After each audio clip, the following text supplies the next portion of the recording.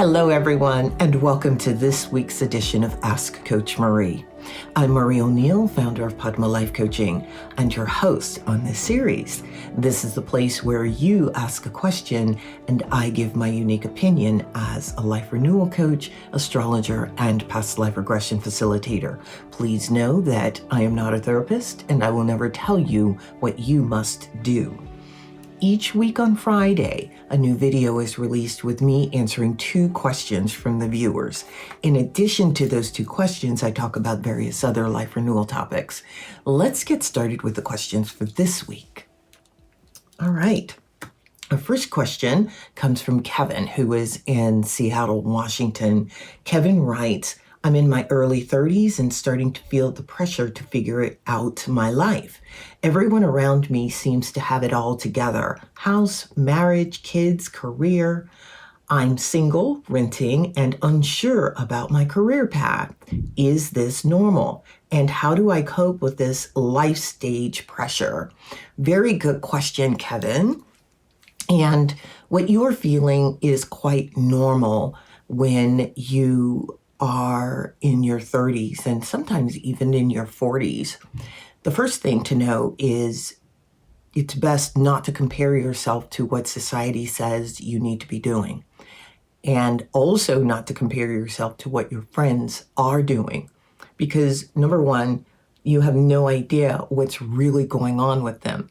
If you are on social media, a lot of people on social media only put information up on social media that is positive. So you really don't know anything about the struggles that they're going through. The other thing is you want to honor where you are in your process. Cultivate some gratitude also. Think about it. You are single, which means that you can go and do exactly what you want to do.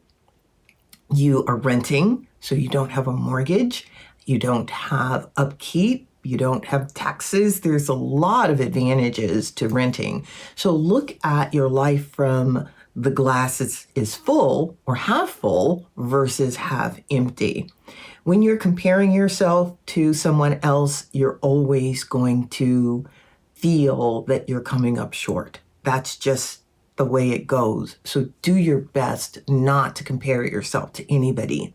If you want to own a home, if that is a goal that you actually have, then you have to, of course, start the process of planning, of saving for down payment, looking around for places that you'd want to purchase, figuring out the style that you'd like. There is a strategy for purchasing a home that you can certainly initiate.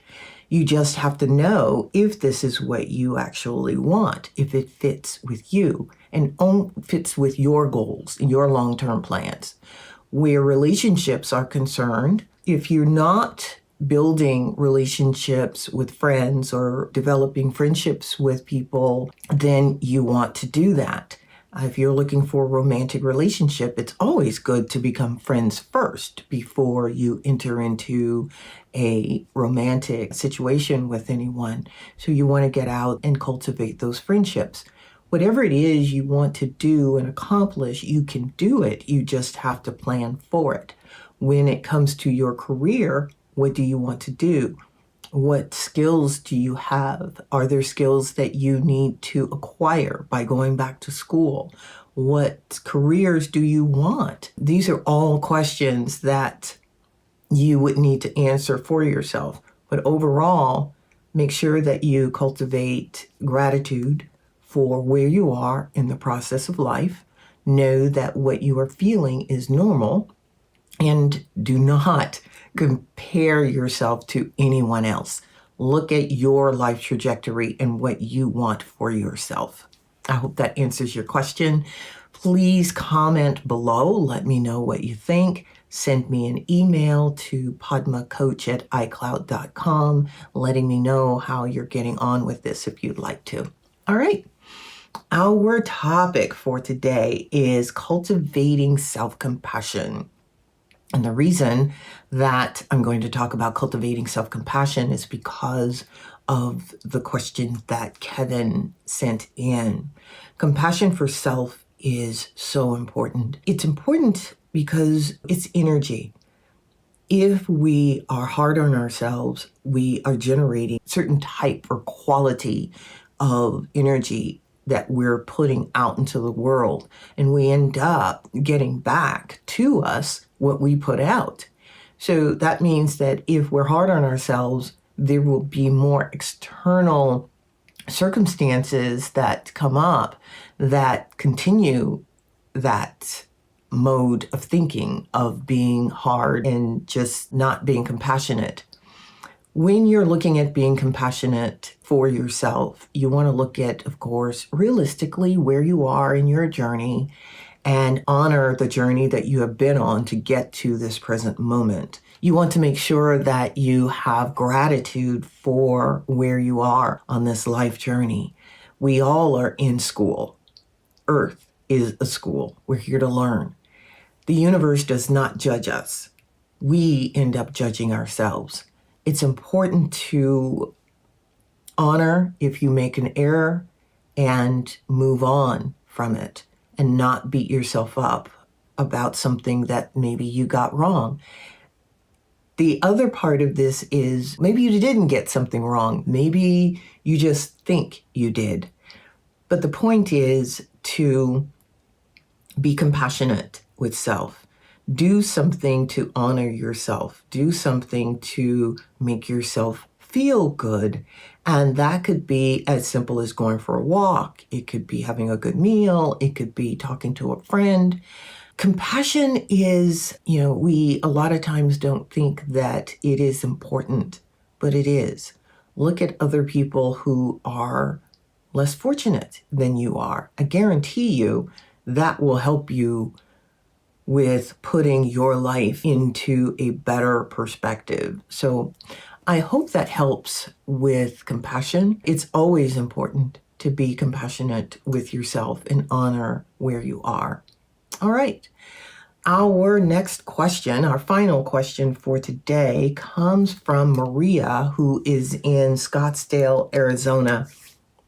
And she writes, I have several friends that I've known for over 20 years, but recently I've noticed that I don't enjoy spending time with them. I can't put my finger on it, but it feels as if we've outgrown each other. Is it okay to end relationships with long-term friends? That's a very good question, Maria. And the short answer is yes, it's okay to do that. Now, before you actually make that move, there are some things that you can do. Number one, you have to look at why you feel that there is an issue. Is there a specific aspect of the relationship that you have outgrown? If this is the case, then have a conversation with your friends, because maybe they're feeling the same way and just haven't said anything. With friends, as we develop and grow, sometimes we do outgrow friendships. Sometimes we do, and that's okay. We have to honor where we are. If you have a conversation with your friends, that may resolve the issue. There may be something else that you're looking for that you're not getting in those particular friendships. Maybe it's good to cultivate new friendships. It doesn't mean that you have to let go of the people who you are friends with. Look at the value of the friendships. Have you valued them in the past? Are they still valuable in some way? What are you bringing to the friendships? These are all things that you want to look at. And above all else, you want to be honest with your friends about the relationship and see if you can shift it in some way. If not, then yes, you can certainly walk away, but you don't want to do it by just not answering their phone calls. You want to let them know, to be upfront with them, because it's not fair to have you just walk away without an explanation for why you're walking away. You still have to honor you and what you need and your needs. Let me know what you decide to do send me an email or a comment below. I hope this helps you a bit. We have come to the end of the questions for this week. I want to thank you for spending your time listening and watching this video. If you have questions that you'd like me to answer, please send them to padmacoach@icloud.com. That's padmacoach@icloud.com. If you'd like to learn more about the services I offer, go to my website, padmalifecoaching.com. I offer astrology, past life regression, coaching sessions. You can register for my email list. There is a free downloadable 5-day e-course on the website as a gift for signing up for the email list. If you'd like to learn more about me, you are welcome to peruse my book, which is And the Lotus Opened, a Memoir. You can find that book on Amazon, Barnes & Noble, Target, I believe Walmart, any place that has an online bookstore, you can find the book. In that book, I talk about my life journey, how I worked through a lot of the trauma and situations that I was dealt in this lifetime, how I worked through them and learned to thrive. So please go to any of the online bookstores. As I said, you can find the book there. The other thing is I am hosting a virtual healing retreat, which is happening this April 29th and 30th. You can find information on the retreat through the Eventbrite, and it is a healing retreat. There are 5 presentations that will be given, wonderful speakers who will be talking to you about intuition, about dream yoga, lucid dreaming, past life regression. It's being done over a 2-day period, 3 hours each day. So this is caring for the soul. So go to the Eventbrite page and look for Padma Life Coaching. You will get all the information you need to register for this wonderful event. All right, I will see you back here next week. Have a wonderful week and enjoy. Bye-bye.